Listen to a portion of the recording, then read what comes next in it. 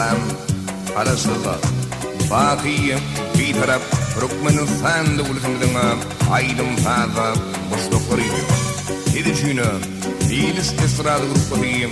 Murat Atagurbanov'un yoldaşlarına Türkmenistan devletinin bir taraflık gününü 3 yıllığına bağışlap Kanduynasından ödüller adımına 4. yazgıdını dinleplerine şu yazgıda sadanlar ürettiler.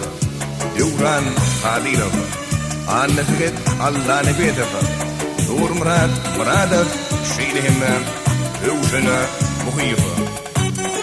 Albinhava, Ruhi, Erhanav'nına, yardımcılıklarına, yaşlarına, Polik Stüdyo'na, Yeşil, Şihi tarafından yazma geçtim.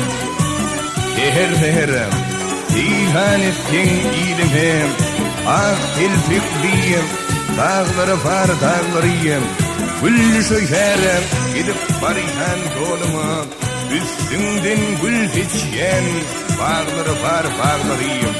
Bunun asarı, gözül görkün cemaliyim, uğunları, büyük maytanan görküne, kanat veririm, halkın zehir cemaliyim, kanat veririm, yedirmenin gerkine, kara gözliyim, yerim yıldan nerleriyim, kara gözliyim, gerçeklere yaraşarım, bizim iyilin şirin şeker sağlarıyım, ak yürüklem, alkış olup paraşarım.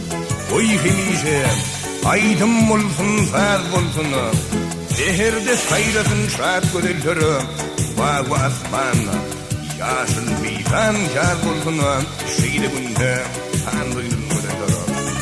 Tanrı'nın gözültürüm, Murat Atagurbanov, aydın ayçara.